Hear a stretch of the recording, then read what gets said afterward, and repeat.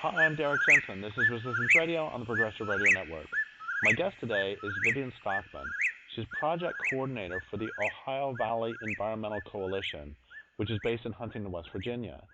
Stockman's photos of mountaintop removal and the movement to stop this extreme coal mining practice have been published in newspapers, magazines, books, and documentaries on websites. Publications credits include the New York Times, Washington Monthly, Orion Magazine, World Watch Magazine, E! Magazine, French Geo, and dozens more. She's assisted with, consulted for, and been filmed for several documentaries, including Time to Choose, The Last Mountain, Burning the Future, Goodbye Golly Mountain, and others. So first, of course, thank you for your work, and second, thank you for being on the program again. Well, thanks for having me back.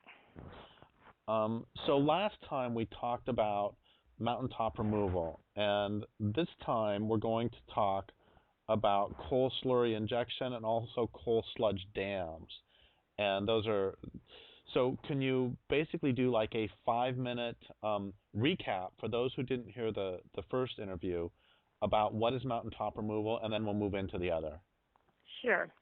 Okay, so in a sort of toxic nutshell, I guess, mountaintop removal, it's really an ecocidal type of coal mining practice where the coal companies blast away the tops of these forested mountains around here to get to the thin seams of coal underneath the mountains. And one author said we should really be calling it mountain range removal because it's so extensive and it's annihilating our ecosystems here. And we have some of the most biologically diverse temperate forests in the world. And after mountaintop removal coal mining, these forests turn into, they become barren moonscapes essentially. So there's these thin layers of valuable low sulfur coal under the mountains, and they're too narrow to be mined by the traditional method. So what the coal companies do is sort of raise the forests, scrape away the topsoil, and they usually don't even save that or, any potential former trees, potential lumber. And then, of course, the understory herbs are just like ginseng and golden seal are annihilated too. And then they use explosives to blast, it can be about up to 800 feet off the tops of the mountains. And these explosives that they're using, ANFO, ammonium nitrate fuel oil, and sort of all these dangerous catalysts. They're the, if you recall, the Oklahoma City, the federal building bombing, the blasts that they're using in these to blow up the mountains are up to 100 times as strong as that particular blast. And, of course, that creates loads of rubble, which the companies are calling the former mountaintops overburden. And all that overburden is pushed into the valleys and buries the biologically crucial headwater streams. And it's not just wrecking the ecosystems. Of course, any communities living nearby are having all sorts of problems. There's blasting that does all sorts of damage to homes and ruins water wells and sort of plays havoc with people's health. And then there's even this fly boulder coming off, or fly rocks I call it. I call it fly boulder because they can be so huge, coming off the mountains onto the communities below. And the dust that's generated from this activity is laden with silica, so it's basically little tiny glass particles going through the air, and other, assorted minerals and metals that you would find in coal and the layers of rock are being pulverized, put into the air, and of course that's endangering people's health. And there's even a study that directly links mountaintop removal to human health impacts. And of course it's not just the communities suffering, or not only the communities suffering, but any inhabitants of the forest. It's kind of your whole habitat's destroyed, so you're left with pretty much a moonscape. So that's mountaintop removal, and that's just one of the whole host of sort of ecocidal problems that we have associated with the mining and burning of coal. And, of course, one of the problems we have is the liquid waste and what to do with that. And that's sort of what we said we'd talk about here today. And, of course, I think a lot of people might be familiar with the fairly recent coal ash disasters, like in Kingston, Tennessee, in the late 2000s, and more recently on the Dan River in North Carolina and Virginia. Now those disasters, completely man-made disasters, were from the coal ash that's left over from burning the coal, and these are causing huge contamination problems. But what we're looking at today, or talking about today, is sort of on the other end of that process. Is when the coal is mined, it's got to be cleaned for market, because especially with the traditional deep mining, you're not just bringing up coal, you're bringing up rock, soil, other debris in the mining process. And of course, the power companies want pure coal, and the coal companies don't want to pay for shipping anything other than coal. So before they send it off to market, they clean it and prep it at things that are called coal prep plants. And so the coal prep plants are generating huge volumes of liquid waste. And what goes on at the prep plants is that the coal is separated from any of non-combustible debris. And to do that, the prep plants use water, of course, and put the coal in that, and then they add any one of probably up to 100 different types of chemicals, flocculants and surfactants, things that are used to separate the coal from the debris.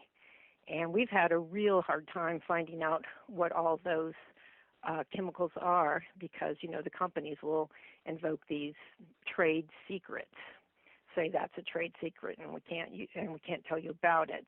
But our group, the group I work for, OVEC, and another group, Coal River Mountain Watch, we worked with coal slurry impacted community members in southern West Virginia, and we have this sludge safety project. And we were able to find out some of the things that are used, some of the chemicals used in the coal prep plants. And basically they're a bunch of nasty carcinogenic type of chemicals. Acrylamides is one of them. And so the waste that's generated, and this liquid waste generated at these coal prep plants, they say they dispose of it. Of course, we know there's really no such thing as disposal, because there's no a way. Here on Earth you can't get rid of it.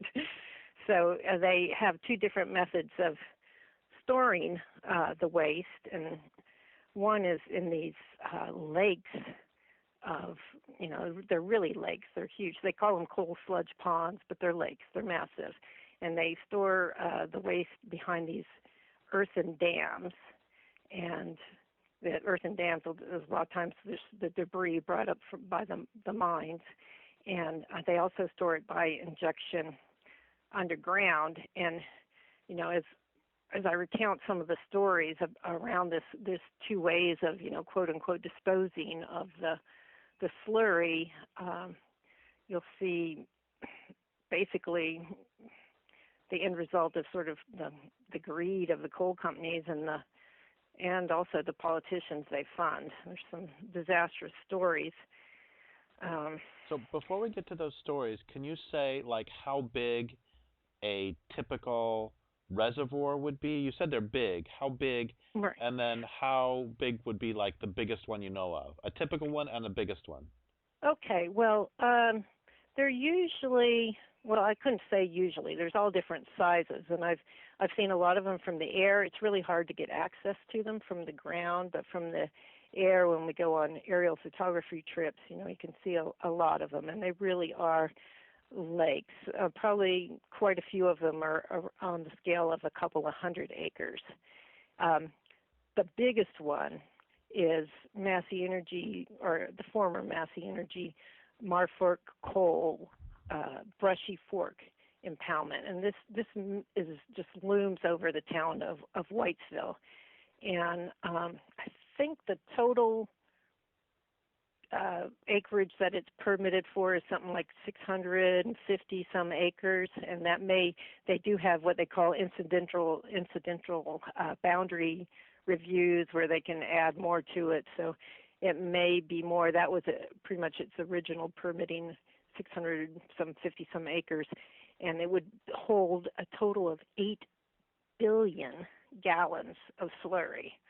So I mean that's definitely the largest slurry impoundment in state history, and the dam itself, the waste rock dam, the earthen dam, is taller than the New River Gorge Bridge, the height from the river to the bridge, which that is more than 900 feet.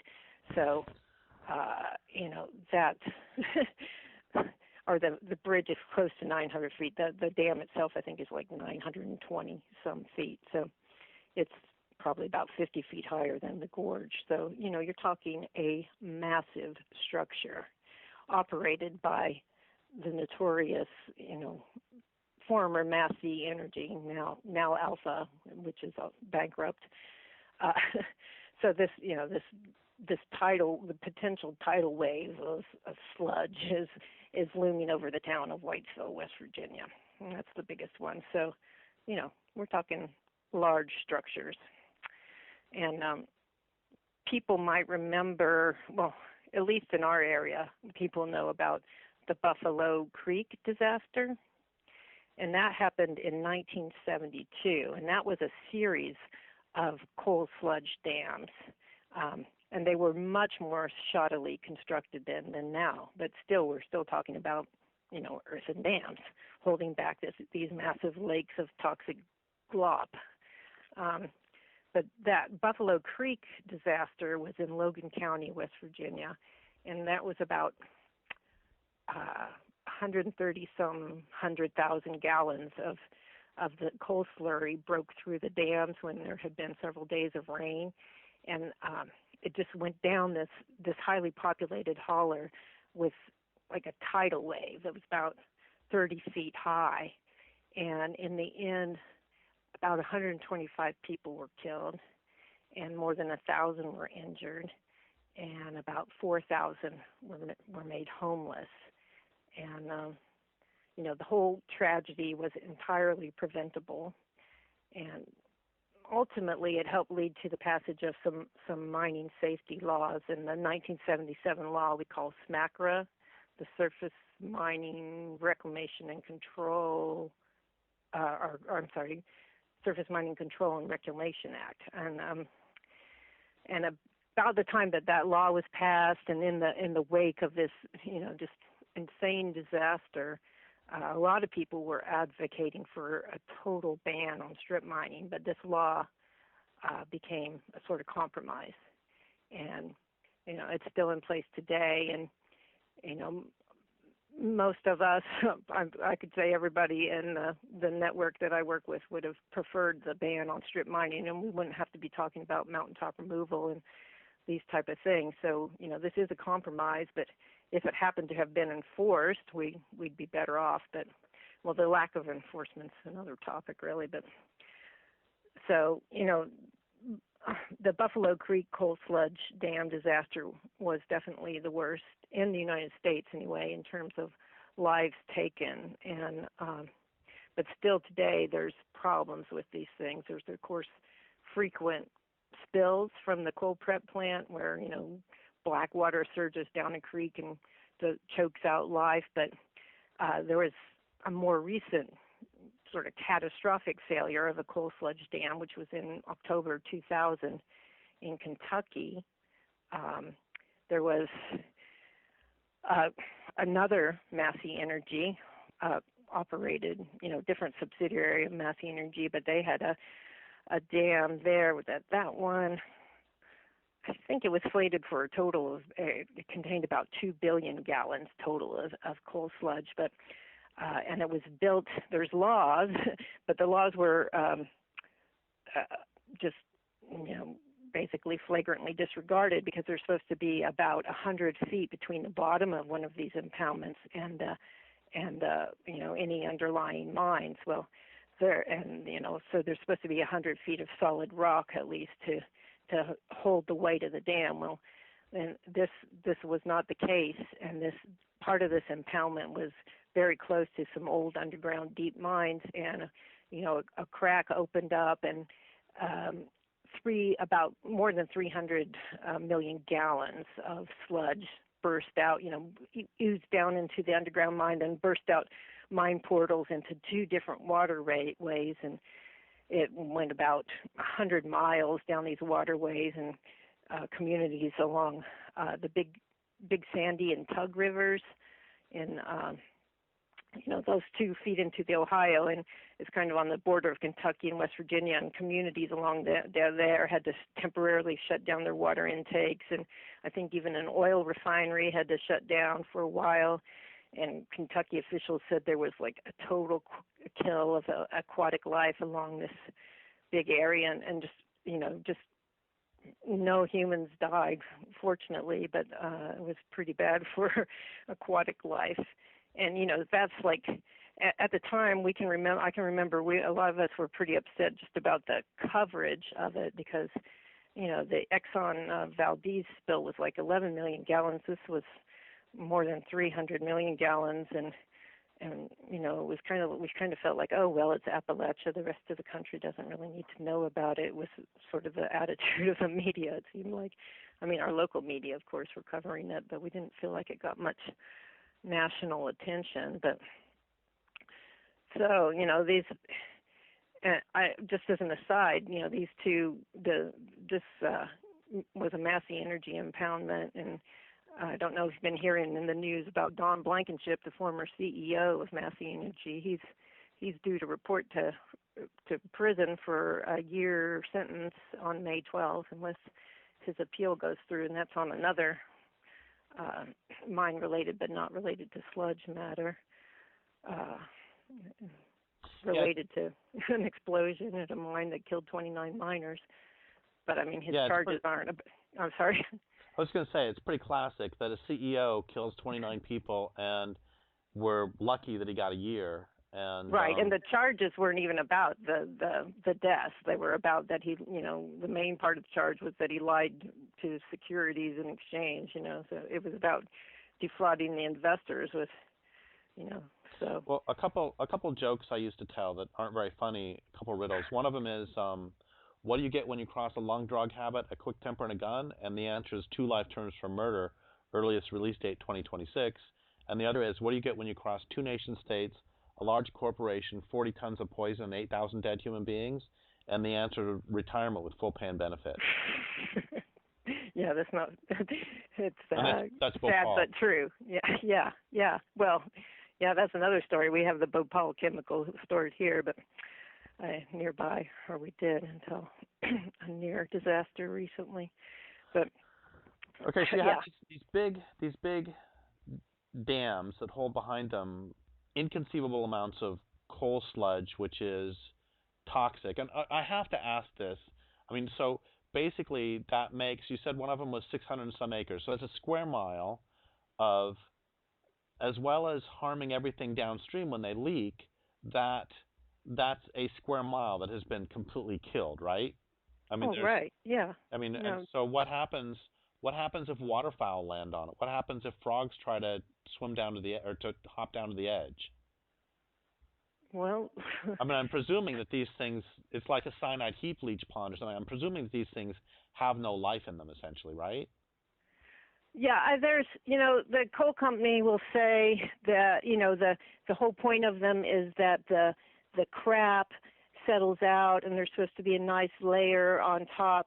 And, it's hard to get up close to them. I've had through assorted channels, I've had legal channels, I've had actual access to some of these sites, and like the Brushy Fork one, you could smell fumes coming off of it, and I didn't see any sign of wildlife. And now another one in Mingo County that went up to with a lawyer and client and to look at, it was a nasty color, but I think that there were some wildlife visiting in it, but I do not think that it would be good for them over the long term. And let's point out explicitly. Let's just point out very explicitly that these are communities. Like the dam is above a town. You've mentioned, and I forget the name of the town, but Whitesville, right? Whitesville, and So these people's lives are dependent on this. It's presumably affecting their groundwater, and yet they have no access to it. They can't walk up and, I mean, you'd think that if there is something that is going to possibly kill you, at the very, very, very, very least, the public should be able to have direct access to this thing that might kill them. You would think, Derek, you would think, but yeah, no, these are gated off. There's, the only way I've been able to get there is like through a lawsuit or with a lawyer, or to ask the West Virginia Department of Environmental Protection through a formal process for a site visit. Now there are some brave folks who have done things like snuck onto these sites and launched kayaks out on them and unfurled banners and stuff, and so you risk arrest if you want to approach one by any other means than going through a bunch of rigmarole and having lawyers help and and getting the data about what the hell is really in this and what could possibly be leaching into your groundwater, and I mean that's sort of that sort of is a good segue into the other way to dispose of it, because here you have this these dams that have the potential for and have killed people instantaneously with failure, or have and created huge property damage, and not to mention the never used to be living there. But so, those can be that sort of instantaneous death, but there's this other method that they, quote unquote, dispose of the coal slurry that's this slow motion disaster that really has also killed people, but it's sickened them and shortened their lives. And that's where they inject the coal slurry underground to, dispose of it. And we can look at another Massey Energy case in Mingo County. There's raw sales and processing that used to be a Massey company. And over the years, that, with DEP's permitted permission, that company injected billions of gallons of the liquid coal plant waste underground to out of sight, out of mind, I guess. And they were injecting it into old abandoned deep mines, and the standard sort of, I don't know, delusion that the company and the regulators told themselves was that it was staying there. Liquid injected underground into a cavern, well, it's just going to stay there. There's no fissures or anything like that. So of course that wasn't the case, and so these folks living near this coal prep plant in the Mingo County communities, it was Rawl, Lick Creek, Merrimack, and Sprigg, the names of some of the most heavily impacted communities. And almost all the folks in these communities, I don't think there was at all city water, any kind of piped-in water. So everybody had private water wells. And everybody had, for a long time, had these private water wells, and person after person that spoke with down there and, visited their homes and all that used to have really good well water. But as one person whose house, one person who was a coal miner who worked in the coal prep plant, one day he was turning on his tap and he's like, that looks like coal fines, little particle of coal coming out of my tap. And that was sort of the first indication that something was wrong. Well, the well water in the area just got horrifying, just black, orange, and smelling like rotten eggs. And, the people began to, talk amongst themselves. In every house up and down, just in these little communities, in every house there was somebody with some kind of illness, like liver, brain, just, all kinds of ailments, and even kids with, grown-ups diseases and things that wouldn't, like gallbladder issues or something, and it, I mean, anybody with common sense could see that the water was poisoning the people. And if I went into a home, there are some friends that live in Raw, and out this woman's kitchen window while she's washing her dishes in the dirty, disgusting water, she looks up the hill and sees Don Blankenship's sort of Edward Scissorhands nutty castle. He's up. His address is also Rawl or Sprigg, I forget what it's called, but he's on the mountain up there. And he, as soon as that mansion was built up there, which there's nothing else up on the mountains anywhere, it's just too hard, too costly to build on top of a mountain. He builds on top of a mountain. He gets piped in water up there, and there he is, like what's his name in The Simpsons, rubbing his hand, the industrialist. He's looking down on the communities he's poisoning, so she's got to sit there and stand there and wash her dishes looking up at this guy's mansion, and meanwhile he's poisoning him. An aquatic biologist who was down there taking tests and met up with this particular woman, and such at that particular time she had classic signs of arsenic poisoning. And that people might say, well, if their water's so poisoned, why didn't they just bring in other water? Well, first of all, the community and the groups like ours, it was 14 years of agitating before they got piped in water. But piped in water is not a solution. I mean, it's their home. No, it's not a solution. It's their home. No, and it's not a solution because meanwhile, there's still the threat from all the other coal slurry impoundments that are leaking, or the mountaintop removal valley fills that are leaching selenium.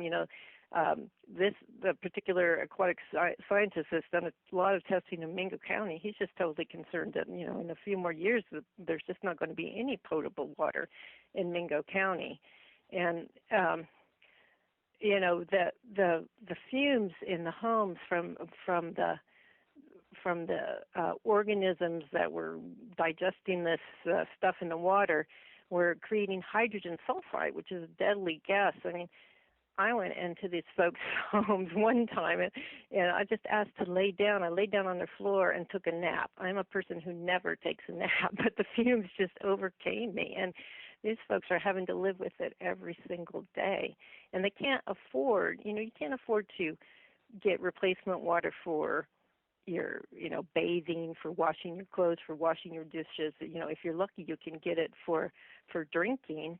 But, some folks couldn't even afford that. And so even if you are lucky enough to be able to buy, quote unquote, lucky to buy water to drink, you're still breathing those fumes, and people were still getting sick. So, I mean, there was a class action lawsuit, or it started out as class action. It may not have finished up that way, but like 700 families were on this lawsuit, and eventually there was a settlement. So, they got some compensation, but of course you cannot compensate for the people who have died, or for, basically never going to have sweet well water again, and just for the whole rigmarole of being treated so terribly, and then having to, one of the things we did was help organize people to bring them to the state capitol to demand some change there, but just, watching the sliminess of the whole political process too takes a toll on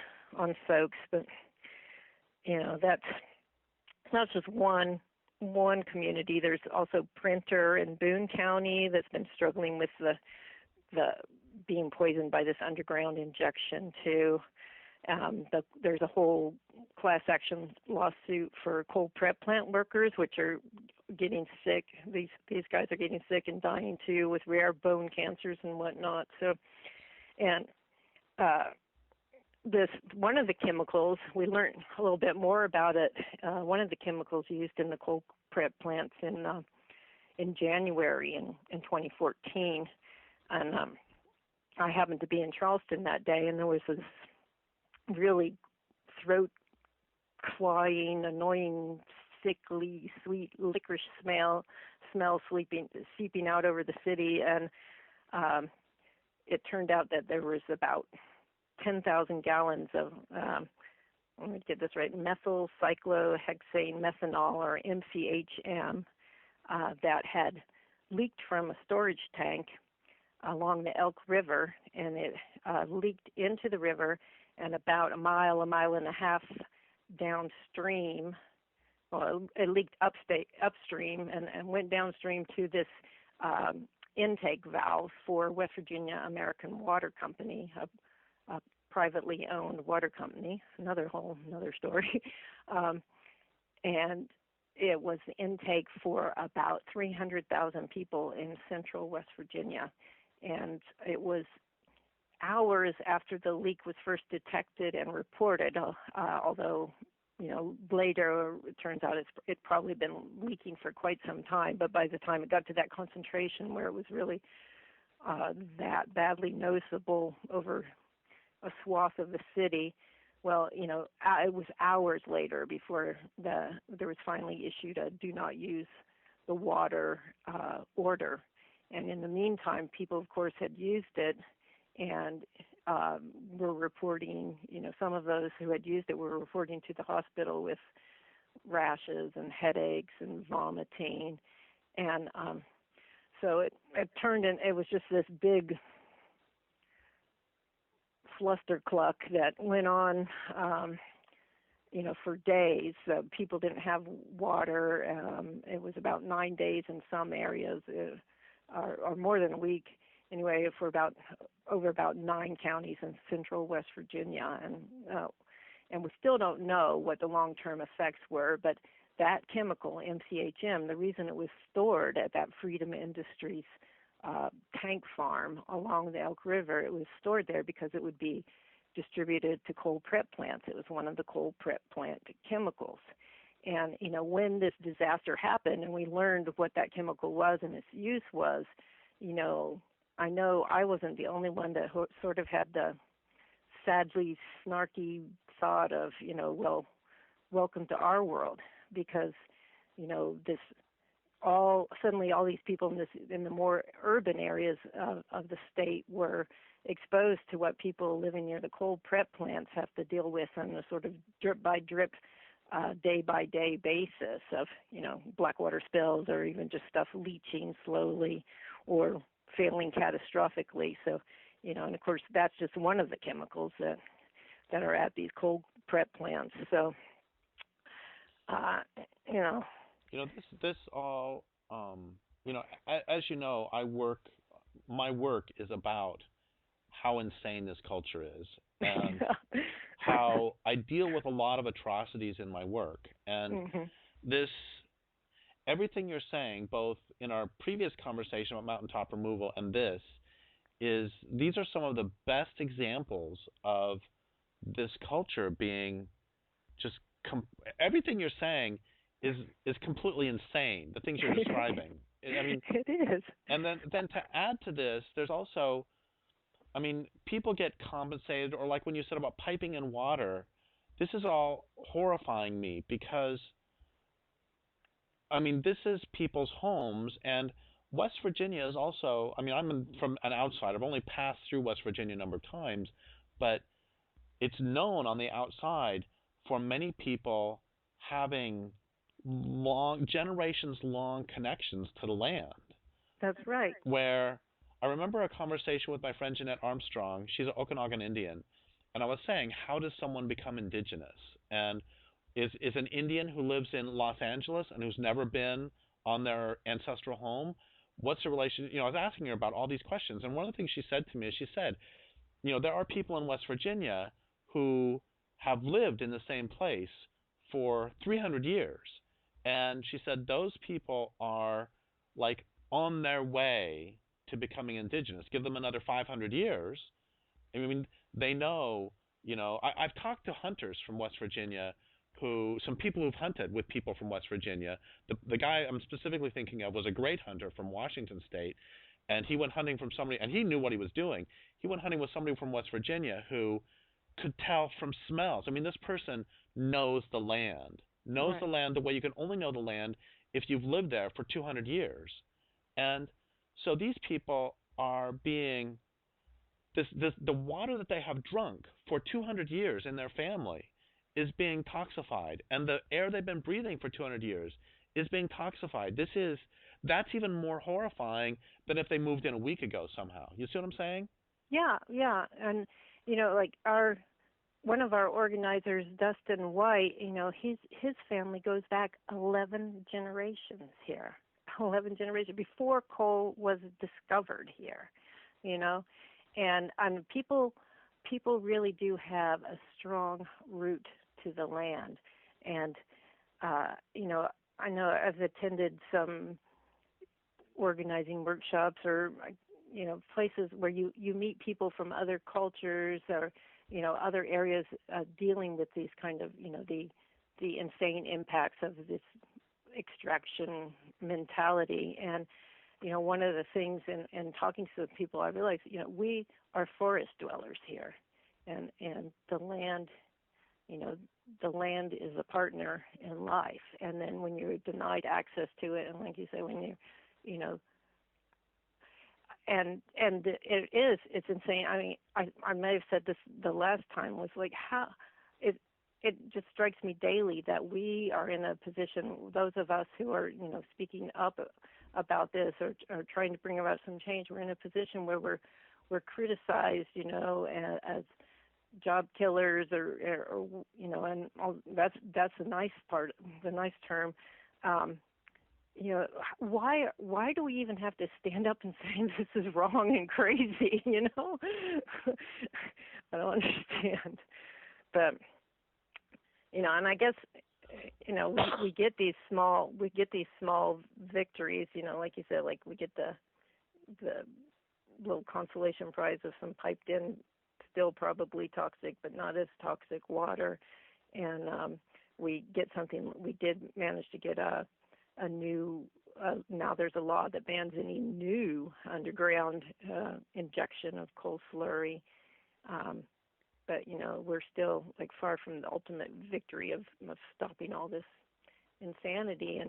And when we have that victory, the thing of it is it's not going to be a victory unless the people that are so dependent on, on this mining right now, that there's something to help us as we transition out of the carbon economy and get into the the low carbon era. So we can't. There's got to be some justice for the folks that have lived here. So I'm going to ask you a question that I hate this when I see other people ask this question, but I'm going to do it anyway. Okay. What describe for people who don't live in West Virginia as, I mean, you've been doing it for this hour and for the previous hour, but describe for them what it is like to lose your home, to lose the larger. I'm not talking about a house. I'm talking about the entire forest. I mean, how describe that to somebody who hasn't experienced that who hasn't been in the forest and lived in a place that this is my home. Yeah, I mean, so there's so much to home in West Virginia that we call it home place. So it's not just about the dwelling you're in. It's about the historical connection of your your ancestors who passed down the property where you're living now, and about the ways in which the land and the water sustain you, so that you're even though you're cash poor, you don't feel deprived. You feel rich because you have the bird song, you have the forest to provide, from firewood to furniture to meat, or molly moochers, which morels, or so there's the grocery store of the woods. So all these things that are you would have to pay for in the city are just given to you by the land, and the land is as long as you are respectful and appreciative, you work together, and the land is as a family member. And I mean the sense of place is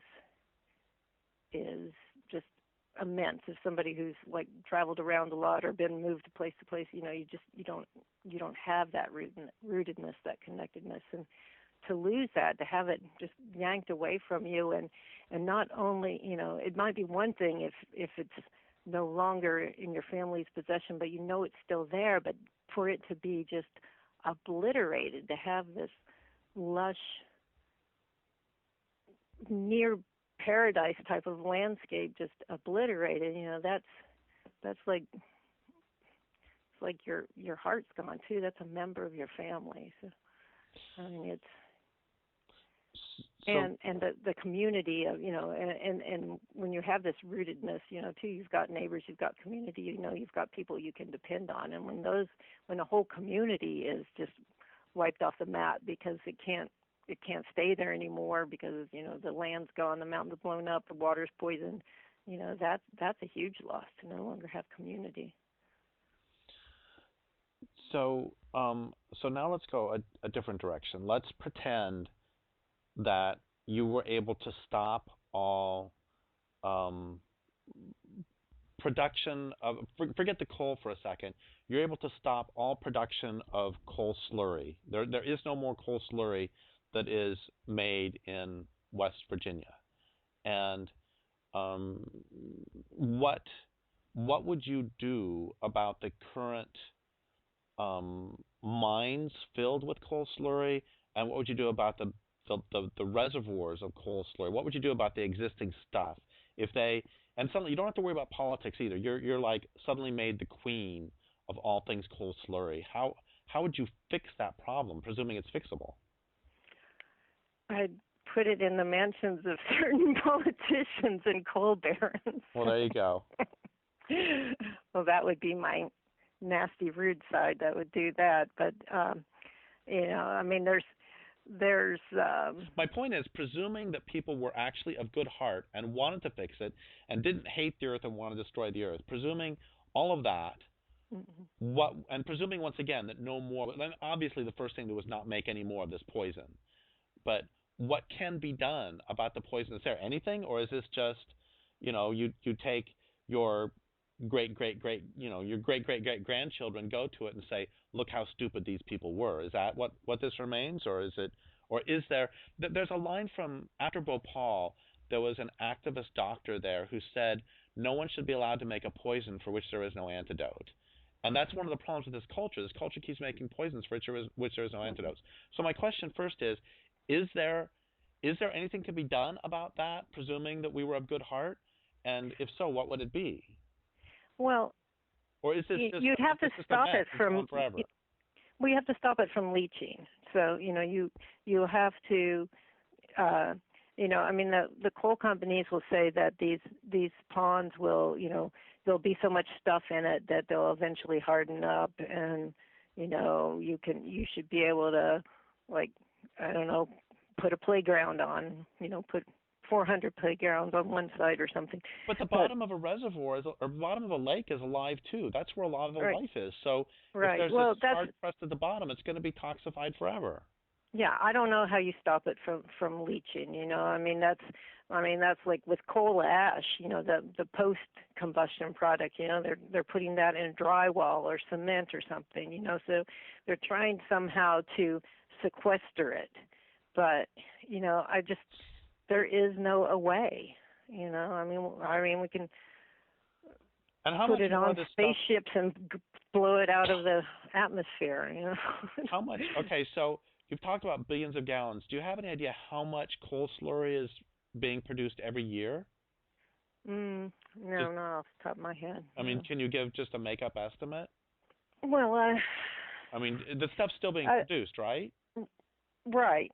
But see, one thing that's happening is that there's more and more plants that are going to a dry press method, which they, press, they're using less water, and so it was presumably less stuff leaching into streams and underground aquifers, but you still have the solid waste. But you consider one company raw sales over a decade pumped billions and billions of gallons in to the ground. I don't know the volume. I'm not sure that DEP, the Department of Environmental Protection, knows exactly how much is permitted. Or I don't remember if I mentioned this last time we talked, but I grew up in Colorado, and we would go up in the mountains all the time, and there were mine tailings from the 1870s that still have nothing growing on them. I mean, there's still moonscapes. 140. This is the 1970s, so 100 years later at that point, and presumably still are. I just haven't been back, but at least 100 years later, there's still moonscapes. This is right. This is. I mean, everything you're saying is just breaking my heart. I know. I've said that before. That's what my job is to break people's hearts.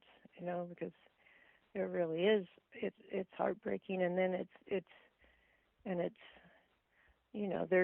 there's folks who are vehemently opposed to our work, basically because there's no other income at the moment for folks, because basically politicians have been so happy keeping this area this mono economy and keeping people like in servitude to the coal industry.